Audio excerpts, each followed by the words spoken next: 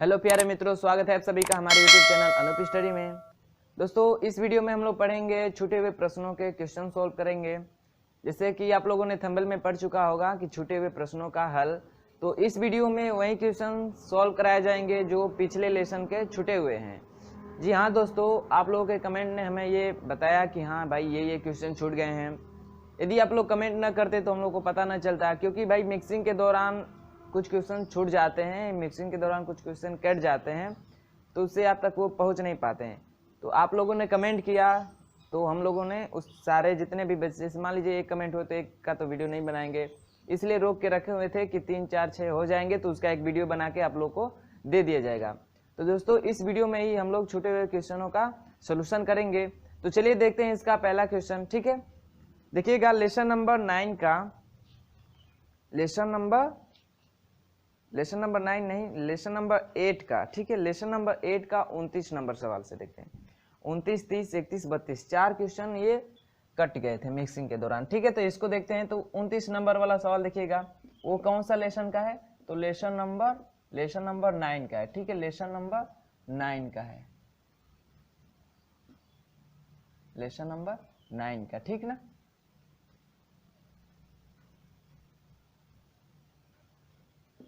Lesson 8 का, lesson 8 का, sorry, lesson 8 का 29 नंबर सवाल। ये ना लेसन 8 है ना, हाँ, द्रव्य स्थिति एवं आर्किमिडीज का सिद्धांत का। तो सुनिएगा इसमें क्या कह रहा है। 29 नंबर का सवाल कह रहा है कि 3 द्रवों के घनत्व 2:3:5 के अनुपात में है। द्रवों के समान भारों को मिलाने पर प्राप्त मिश्रण का अपेक्षित घनत्व सबसे हल्के द्रव के घनत्व का होगा। यानी कितना गुना पूछ रहा है वो पूछ रहा है। ठीक है, तो मिश्रण का अपेक्षित घनत्व कह रहा है, तो मिश्रण का अपेक्षित घनत्व हल्के घनत्व से कितना गुना होगा। तो हम लोगों को निकालना पड़ेगा क्या? मिश्रण का अपेक्षित घनत्व। क्या निकालना पड़ेगा? मिश्रण का अपेक्षित घनत्व। तो भाई मिश्रण का अपेक्षित घनत्व होता है, ये फार्मूला लिखवाया नहीं गया है, बुक में भी नहीं है। तो मिश्रण का अपेक्षित घनत्व बराबर होता है क्या? तो मिश्रण का भार, क्या? मिश्रण का भार बटे में मिश्रण का आयतन। मिश्रण का आयतन, वो भी क्या आयतन? तो कुल आयतन। ठीक है, मिश्रण का आयतन, ये फॉर्मूला आप लोग नोट कर लीजिएगा।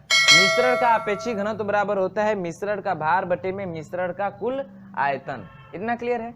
तो चलिए भाई, हम लोग को मिश्रण का आयतन दिया है? नहीं दिया है। मिश्रण का भार दिया है? नहीं दिया। तो हम लोग निकालेंगे क्या? मिश्रण का भार निकाल लेते हैं कि माना मिश्रण का भार m है, तो भाई इसमें कितने द्रव मिलाए गए हैं? तो 3 है ना, एक है 2 घनत्व वाला, एक 3 घनत्व वाला, एक 5 घनत्व वाला। तो तीन चीजों को मिला के मिश्रण बनाया जा रहा है। तो मान लेते हैं एक वस्तु का भार। ठीक है, यहाँ पे माना मिश्रण का नहीं, माना एक वस्तु का भार कितना है? m है। तो मिश्रण का भार कितना हो जाएगा? तो मिश्रण का भार कितना हो जाएगा? 3 वस्तु हैं तो 3m। तो ये मिश्रण का भार हो गया, मिश्रण का कुल भार हो गया। ठीक ना, भार हो गया। अब देखिए निकालते हैं मिश्रण का आयतन। तो देखिए कैसे निकालेंगे। हम लोग को घनत्व तो दिया है, जैसे तो मान लेंगे, जैसे पुनः माना द्रव है ना भाई, क्वेश्चन में द्रव है ना, हाँ, द्रव के घनत्व। तो यहाँ पे एक वस्तु नहीं, एक द्रव लिख लेते हैं। एक द्रव का भार। ठीक है ना, एक द्रव का भार इतना है तो कुल भार इतना। तो पुनः माना द्रव का घनत्व क्रमशः, द्रव का घनत्व क्रमशः, देखिए किस अनुपात में है? तो 2:3:5, यानी यही अनुपात है ना, 2:3:5, यही अनुपात है ना।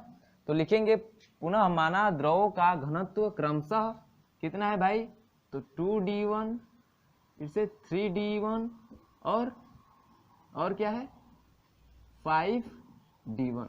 ये 5 है। ठीक है, 5d1, यानी द्रव का घनत्व क्रमशः 2d1, 3d1 और 5d1 हो तो क्या होगा, तो समान भार लेने पे पूछा है ना कि समान भारों, क्या पूछा है कि समान भारों को मिलाने पर प्राप्त मिश्रण का अपेक्षित घनत्व। तो मान लीजिए द्रव का घनत्व 2d1 3d1 5d1 है, तो समान भार लेने पर, तो समान भार लेने पर द्रव का कुल आयतन, यहां से हम लोग आयतन निकालेंगे, ठीक है। कुल आयतन क्या हो जाएगा, तो भाई देखिए द्रव का फॉर्मूला, घनत्व का फॉर्मूला क्या होता है, घनत्व का फॉर्मूला क्या होता है, D बराबर m/v होता है। तो यहाँ से v निकालेंगे तो क्या होगा, m/d, यही होगा ना। तो कुल आयतन क्या हो जाएगा, जो v होगा, कुल आयतन इसी के फार्मूले से क्या होगा, v बराबर m/d, लेकिन कुल आयतन जो होगा, यहाँ से देखिएगा जो कुल आयतन होगा वो v मान लेते हैं। तो भाई ये अलग अलग घनत्व के हैं तो उसका भी कुछ आयतन होगा, जैसे v1 v2 और v3, यानी जो उसका कुल आयतन होगा v1 v2 v3 होगा, ठीक। तो इसी कुल आयतन को निकाले हम लोग घनत्व के फार्मूले से। तो v बराबर क्या होता है, m/d होता है, यही होता है ना। तो v बराबर फिर क्या निकल के आएगा, m, यहाँ पे d का अलग अलग भाई मान दिया है तो उसको लिखेंगे। तो m, अब देखिए बटा में है ना, तो इसको लिखिए 1/2d1 प्लस सब, अब भाई यहाँ पे टोटल घनत्व ले रहे हैं तो इन सारों घनत्व को जोड़ेंगे ना, तो हो जाएगा 1/3d1 प्लस 1/5d1। इसको और आगे सॉल्व करेंगे तो क्या होगा, m, यहाँ से d1 कॉमन ले लीजिए तो m/d1 बटा में 1/2 हो जाएगा प्लस 1/3 हो जाएगा प्लस 1/5 हो जाएगा। इतना सबको समझ में आ रहा है, तो इतना समझ में आ गया। तो और देखिए कहाँ सॉल्व, इधर ही सॉल्व कर रहे हैं, ठीक ना। तो देखिए v बराबर क्या निकल के आ जाएगा, m/d1, इतना हो गया। अब देखिए इसका एलसीएम लेंगे तो आएगा कितना, 30, एलसीएम आएगा 30, और इसका गुणा करेंगे, इससे भाग करेंगे तो 15, 15 दूना 30, और 15 में 1 से गुणा करेंगे तो 15, ऐसे ही इससे करेंगे तो 10 बार में 30 दहा में 30, तो इसको करेंगे तो 10 प्लस 5 6 30, 5 6 कम में 6, इतना होगा। अब सबको जोड़ दीजिए तो कितना हो जाएगा, सबको जोड़ देंगे, इधर देखिएगा सबको जोड़ देंगे, उसी को सॉल्व कर रहे हैं, ठीक ना। सबको जोड़ देंगे तो v बराबर कितना निकल के आएगा, m/d1, और सबको जोड़ेंगे तो कितना हो जाएगा, 15 10 25 6 31, 31/30। तो ये हो गया हम लोग का मिश्रण का कुल आयतन, ये है, ठीक है। ये वाला मिश्रण का कुल आयतन निकल गया है। इतना क्लियर है, इतना सबको क्लियर है। जैसे यहाँ से हम लोगों ने निकाल लिया सबका, यहाँ पे m और d सब अलग अलग है, यहाँ पे v प्लस सबको जोड़ेंगे, ठीक ना। यहाँ पे d सारा घनत्व लिए हैं तो इन सारे घनत्व को जोड़े हैं हम, यहाँ पे सब में से d1 कॉमन ले लिए हैं, ऐसे जोड़ के फिर सबका एलसीएम लिए हैं, 30 हुआ है। और उसके बाद से जानते ही सॉल्व कैसे करते हैं, इससे भाग करते हैं, जितना आता है उसमें गुणा करते हैं, और सबको प्लस साइन है तो प्लस कर देंगे। सबको प्लस करने पे कितना आ गया, v बराबर n/d1 31/30। ये हो गया कुल आयतन। निकाले हम लोग को मिश्रण का अपेक्षित घनत्व। तो मिश्रण का अपेक्षित घनत्व होता है मिश्रण का भार बटे मिश्रण का कुल आयतन। तो मिश्रण का भार हम लोग को मालूम है 3m, मिश्रण का कुल आयतन भी निकल गया। अब आसानी से इसमें इन सब का मान रख के हम लोग मिश्रण का अपेक्षित घनत्व निकालेंगे कि वो d1 कितना घनत्व, माने सबसे जो कम आयतन का घनत्व है उससे कितना गुना होगा, इसलिए यहाँ पे d1 है, ठीक ना, कितना गुना होगा। तो चलिए उसको देखते हैं, इधर का नोट करिएगा, फिर उसको देखते हैं। इस साइड तो जगह नहीं है, वहीं पे ही देख लेंगे, चाहे यहीं पे भी देख लेंगे, इसको मिटा देंगे फिर देख लेते हैं, ठीक है। तो चलिए इसको नोट कर लीजिए। देखिए इसको मिटा के साइड में लिख दे रहे हैं, इसको नोट कर लिए ना आप लोग, ठीक है। तो देखिएगा हम लोगों ने मिश्रण का भार निकाला था कितना, मिश्रण का भार निकाला था कितना 3m, मिश्रण का भार 3m है। और आयतन कितना था, आयतन कितना निकाले थे, तो m/d1 और 31/30 ये निकाले थे हम लोग आयतन, ये निकाले थे ना। हाँ चलिए वहां से जोड़ेंगे तो 31/30 यही आएगा आयतन। तो देखिए अब निकालेंगे मिश्रण का अपेक्षित घनत्व। तो क्या आ जाएगा, मिश्रण का भार कितना है भाई 3m बटा में मिश्रण का आयतन कितना है, तो m/d1 D1 और 31/30।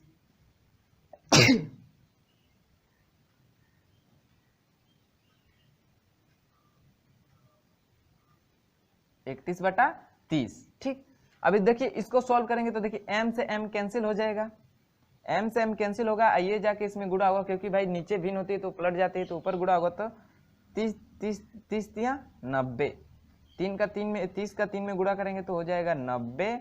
अब बट्टा में कितना होगा 31, और क्या बच रहा है D1 31, ये भी D1 ऊपर जाएगा ना, तो बचेगा क्या D1, यानी जो मिश्रण का अपेक्षित घनत्व हो जाएगा वो कितना हो जाएगा 90/31 D1, यानी हल्के घनत्व का कितना हो जाएगा 90/31 गुना हो जाएगा। यही आपका है आंसर। ठीक है, वो भी क्या मिश्रण का जो अपेक्षित घनत्व है 90/31 D1, यानी हल्के घनत्व का जो द्रव होगा उससे 90/31 गुना हो जाएगा। तो आशा करता हूँ समझ में आया होगा सबको। चलिए ऑप्शन की बात कर ले हैं तो 90/31 कौन सा है, ऑप्शन नंबर ए मैच कर गया। ठीक है, यानी जो 29 नंबर का सवाल है उसका ऑप्शन नंबर ए क्या है आपका करेक्ट है। प्रोसेस समझ में आया सबको कैसे सॉल्व करना था। देखिए मिश्रण का अपेक्षित घनत्व बराबर होता है मिश्रण का भार बटे मिश्रण का कुल आयतन। मिश्रण का भार कैसे निकालेंगे भाई, 3 द्रव हैं, यदि एक द्रव का भार m मानते हैं तो 3 द्रव है तो कुल भार कितना हो जाएगा 3m m 3m, तो कुल भार हम लोगों ने 3m निकाल रखा था पहले से। अब निकालना था मिश्रण का आयतन, तो मिश्रण का आयतन निकालने के लिए हम लोग देखिए घनत्व दिया है, अनुपात में दिया था 2 3 5 के अनुपात में, तो मान लिए D1 D2 D5 और D1 2D1 3D1 और 5D1। तो उसके बाद से यदि समान भार लेते हैं तो उस द्रव का आयतन मान लिए V, तो वो V क्या होगा V1 + V2 + V3, यानी कुल जितने तीनों द्रव हैं उनके आयतनों को जोड़ने पे कुल आयतन होगा।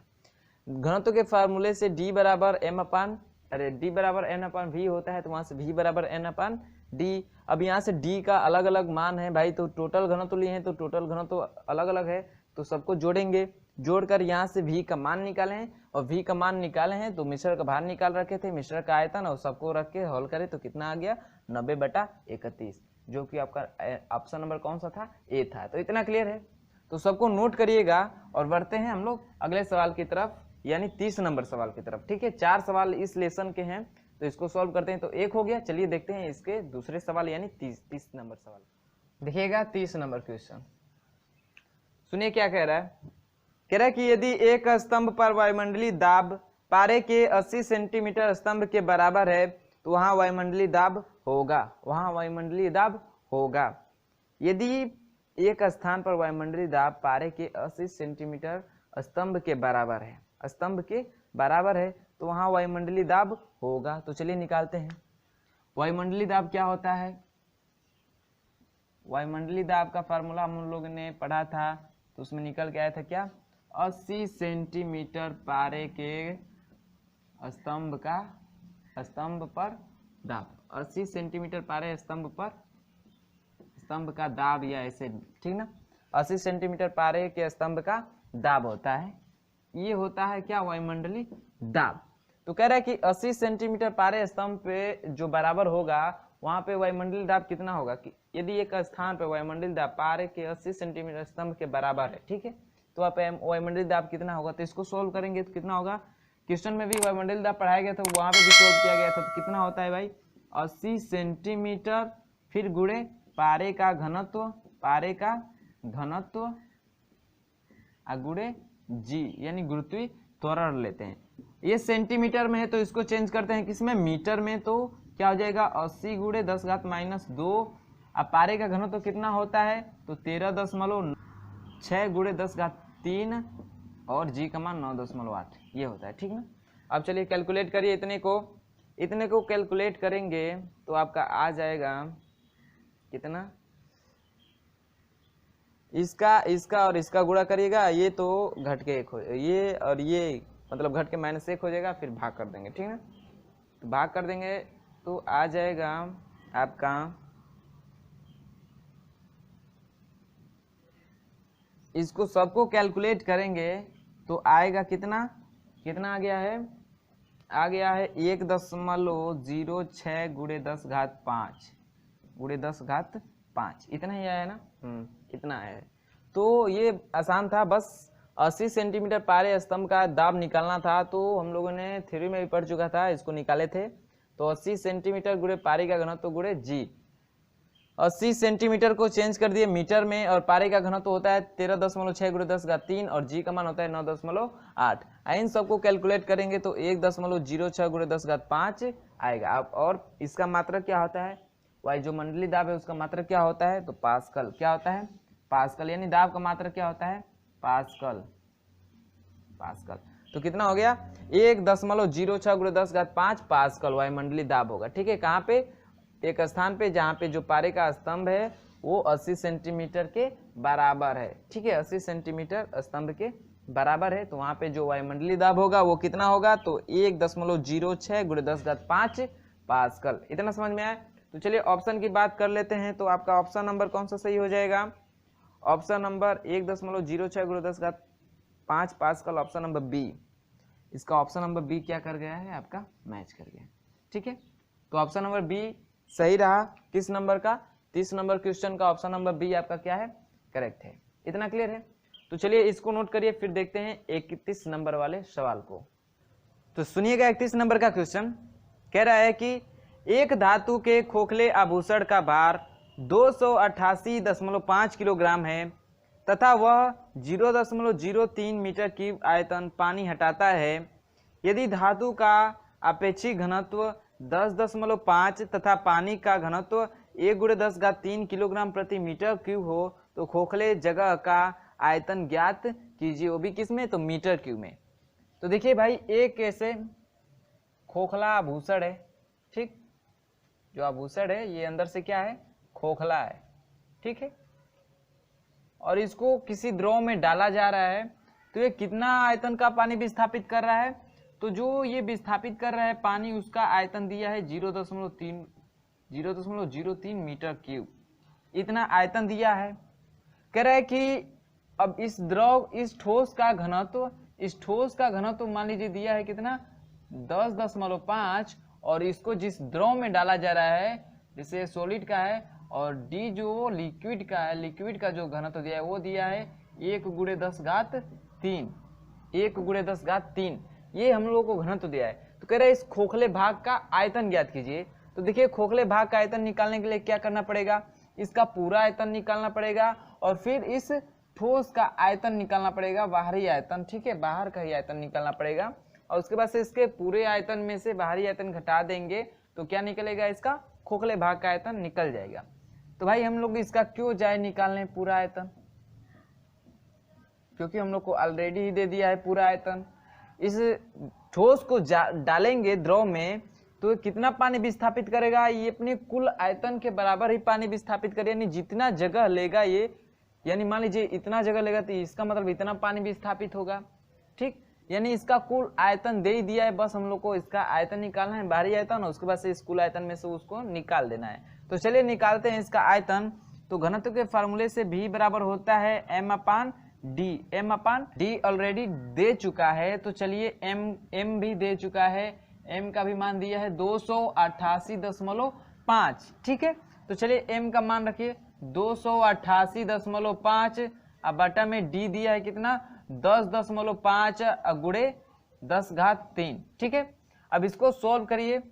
तो इसको सॉल्व करेंगे तो देखिए, पॉइंट से पॉइंट एक स्थान पे है तो दोनों कट जाएंगे, तो कितना हो जाएगा, 2885 बटा में 105 गुणे 10⁻3।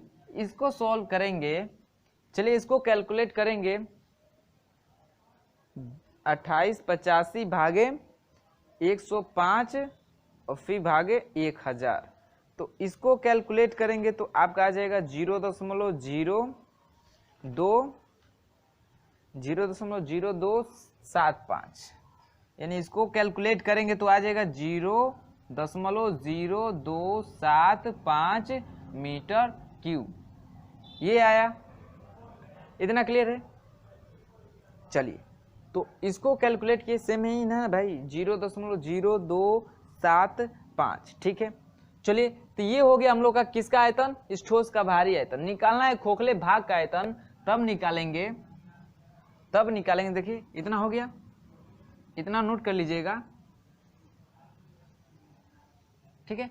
तब निकालेंगे खोखले भाग का आयतन, खोखले भाग का आयतन बराबर कितना हो जाएगा, तो 0.03 माइनस 0.0275, इसको घटाएंगे तो आपका आ जाएगा कितना, 10 में से 5 गया 5, 9 में से 7 गया 2, 2 में से 2 गया 0, 0 में से 0 गया 0 और ये 3 हो गया, दशमलव का 3 हो गया।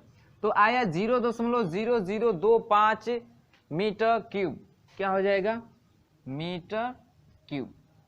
ये हो गया हम लोग का खोखले भाग का आयतन। चलिए ऑप्शन देखते हैं।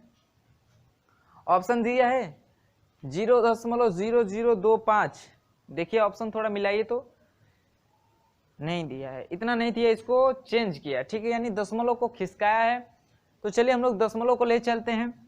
भाई हम लोग का नियम है, 9th में पढ़े होंगे, जो लोग पुरानी बुक से पढ़े होंगे या नई बुक में भी दिया होगा, कि क्या होता है कि दशमलव को बाएं से दाएं ले जाते हैं तो जो हम लोग की घात होती है वो वृद्धि होती है। वो भी कैसी वृद्धि होती है, तो निगेटिव वृद्धि होती है, यानी जितने स्थान तक ले जाएंगे उतना निगेटिव वृद्धि होगा, यानी उतना माइनस चिन्ह लग जाएगा आगे, और उतना जितना स्थान तक ले जाएंगे उतना होगा, ठीक है। और वहीं बाएं से दाएं लेकर, अरे सॉरी, हाँ, दाएं से बाएं लेकर आते हैं तो क्या होता है, पॉजिटिव वृद्धि होता है, ठीक है। तो चलिए इसको भी ले चलते हैं, और कहाँ तक ले जाते हैं, तो दशमलव को वहां तक ले जाएंगे जब, यानी कहाँ तक, तो दशमलव के पहले कोई अंक होना चाहिए, जीरो नहीं होना चाहिए। जैसे दशमलव के बाद जीरो है, यानी यहाँ पे भी ले जाएंगे तो जीरो होगा, तो वहां तक नहीं ले जाना है, या ऐसा जगह ले जाएंगे कि दशमलव के बाद कोई ना कोई अंक हो, ठीक है।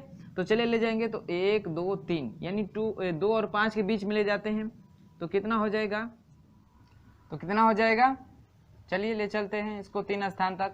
तो 1 2 3 यानी कितना हो जाएगा, 2.5, भाई कितना गया 3 स्थान तक, तो गुणे 10 का पावर 3 लगेगा, वो भी बाएं से दाएं गया है तो कैसा लगेगा, माइनस, यानी ऋणात्मक वृद्धि होगा। तो कितना हुआ 3, वो भी क्या, ऋणात्मक, यानी 2.5 गुणे 10 घात 3, और वो भी क्या, मीटर क्यूब।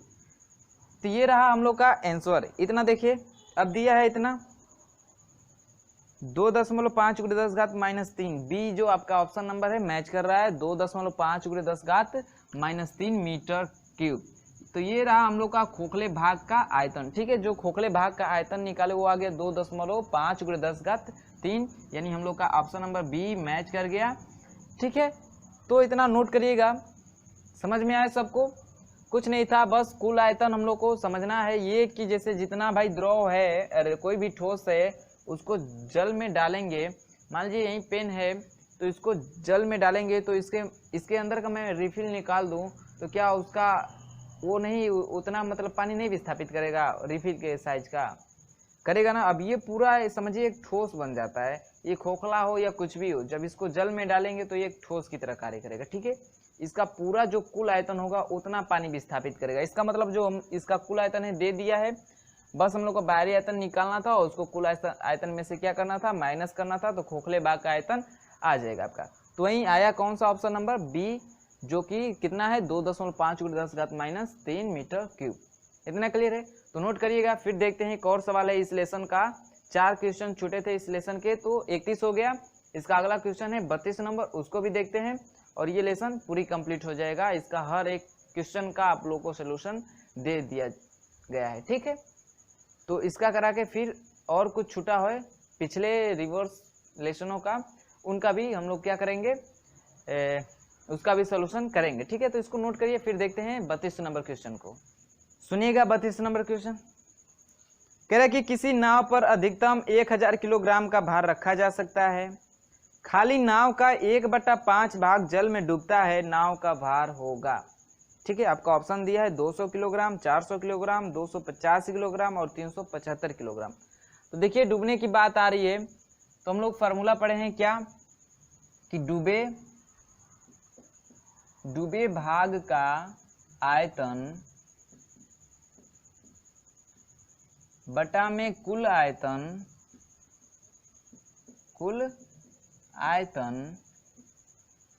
बराबर क्या होता है, वस्तु का भार और हो जाएगा वस्तु का कुल भार। ठीक है, क्या हो जाएगा, वस्तु का कुल भार। इतना क्लियर। तो नाव का भार पूछ रहा है तो हम लोग मान ले रहे हैं क्या कि माना नाव का भार जो है, नाव का भार है वो कितना है भाई, W मान ले रहे हैं। कितना, W। तब नाव का कुल भार कितना हो जाएगा, नाव का कुल भार कितना हो जाएगा, कुल भार कितना हो जाएगा। तो एक तो नाव का भार है उस पर 1000 किलोग्राम का और भार डाला गया है, तो कितना हो जाएगा 1000 प्लस W। इतना क्लियर है। और फिर हम लोग आयतन मानते हैं V, यानी जैसे मान लीजिए डूबे भाग का आयतन 1/5 है, यानी 1/5 भाग डूबता है। ठीक है, तो मान लेते हैं आयतन 1 है तो कितना भाग डूबा उसका 1/5, तो बच्चा कितना 4/5, यही बचा ना। तो हम लोग मान ले V मान ले कुल आयतन या 1 मान ले। ठीक है, बात वही है, V मानेंगे तो 1/5 भी करेंगे, यानी V का 1/5 भाग डूब रहा है। यदि 1 मानते हैं तो 1/5 भाग डूब रहा है। इतना क्लियर है। तो आप जो भी मानिए, V मानिए या 1 मानिए। ठीक है, तो मान लेते हैं कुल आयतन कितना है, कुल आयतन मान ले रहे हैं 1 है। ठीक, कुल आयतन 1 है और डूब कितना रहा है, 1/5 भाग डूब रहा है, यानी 1 का 1/5 भाग डूब रहा है और कुल आयतन कितना है, 1 है। आप इसके जगह पे V भी मान सकते हैं। ठीक है, V भी मानेंगे तो ये हो जाएगा 1/5 V हो जाएगा, 1/5 V हो जाएगा। बात वही है, सेम 1 मानिए V मानिए। ठीक है, अब इसको इन दोनों पे से आप कोई भी रख के सोल्यूशन करेंगे, आंसर आपका आ जाएगा। ठीक है, तो चलिए करते हैं।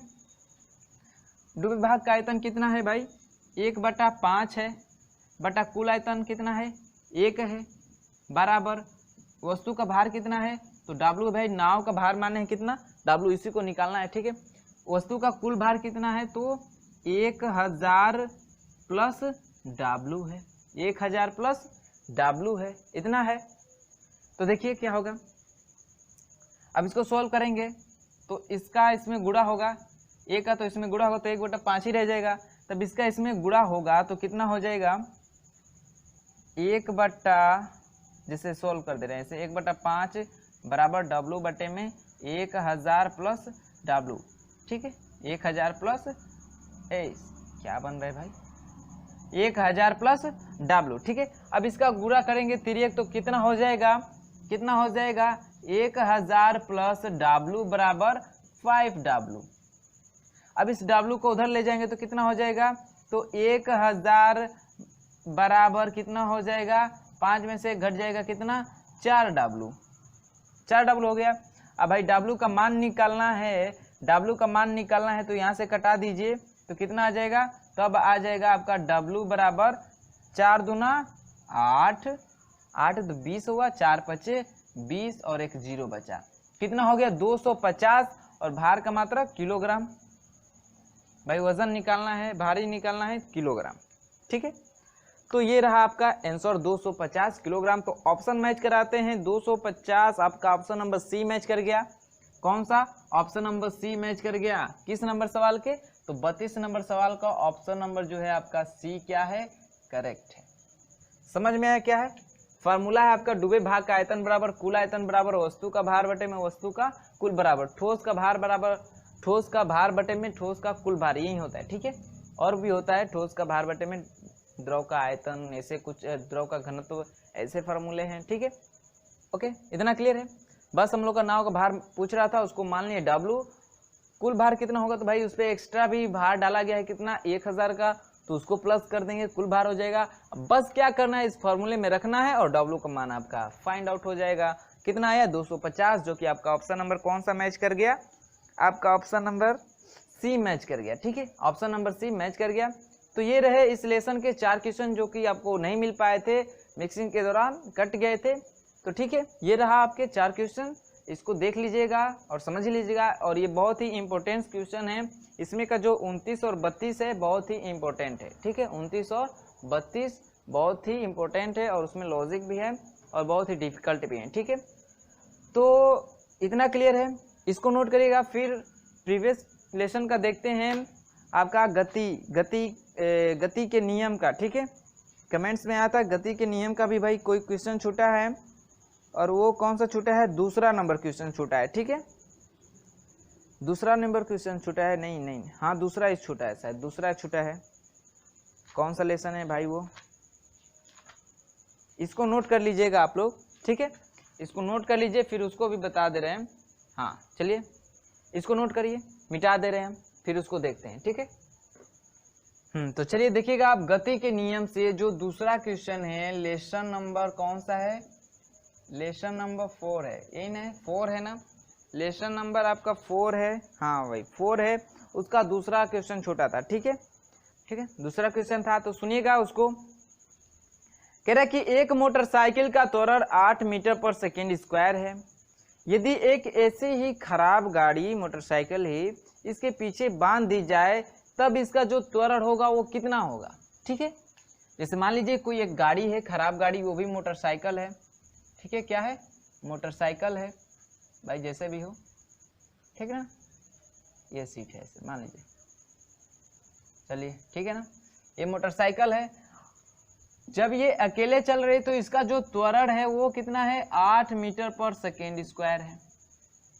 फिर कह रहा है कि एक खराब गाड़ी इसके पीछे बांध दी जा रही है, ठीक है, क्या की जा रही है, इसके पीछे बांध दी जा रही है, एकदम ऐसे ही, ठीक है, सेम इसी द्रव्यमान की एक गाड़ी इसके पीछे क्या कर दी जा रही है, बांध दी जा रही है।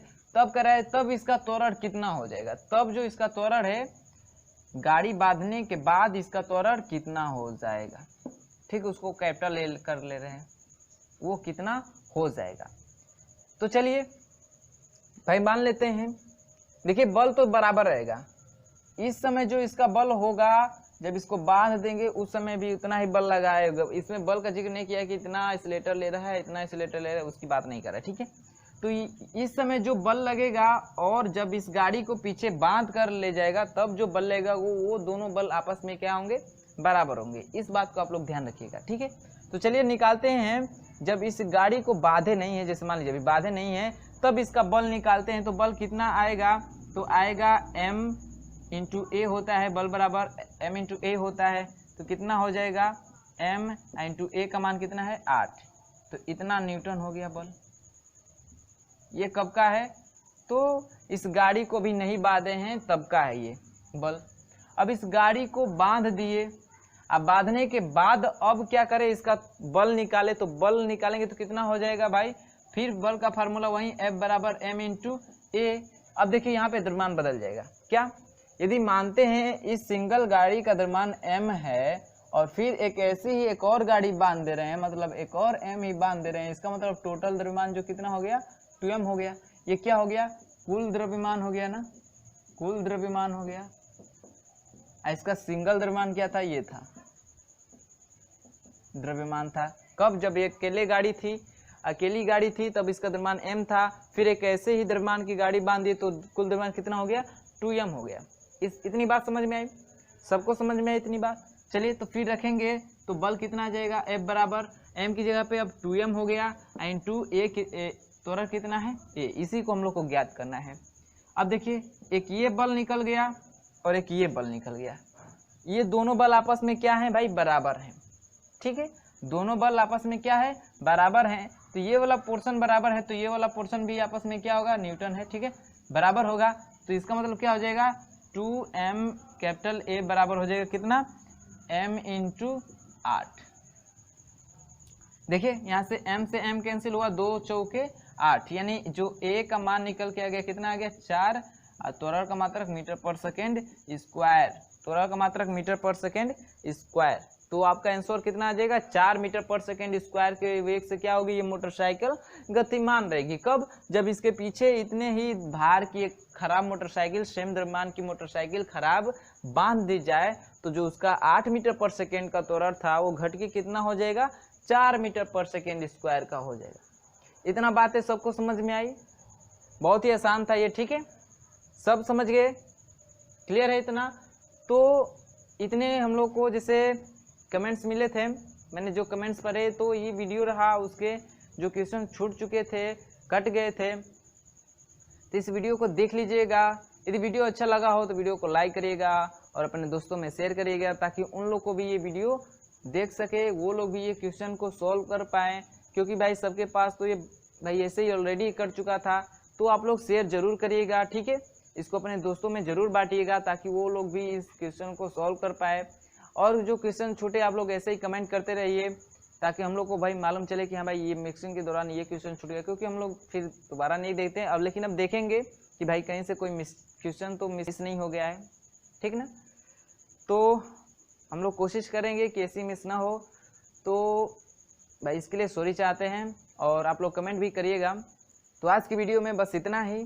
हाँ, जो लोग चैनल को सब्सक्राइब नहीं किए हैं वो चैनल को सब्सक्राइब कर ले और साथ ही बेल आइकन को प्रेस करके ऑल नोटिफिकेशन का ऑप्शन ऑन कर लीजिएगा, ताकि हम लोग जितनी भी नई वीडियो अपलोड करेंगे उसके नोटिफिकेशन आपको तुरंत मिल जाएंगे और आप कोई भी वीडियो मिस नहीं कर पाएंगे। तो इस वीडियो में बस इतना ही, और हम लोग का जो 9 लेसन चल रहा था वो ख़त्म ही हो गया है। अगले वीडियो में हम मिलेंगे 10वें चैप्टर के साथ, जो कि उसके पहले हम लोग लेक्चर पढ़ेंगे, ठीक है। तो मिलते हैं अगले वीडियो में 10 लेसन के साथ, उसके लेक्चर के साथ, ठीक है। तब तक के लिए बाय बाय।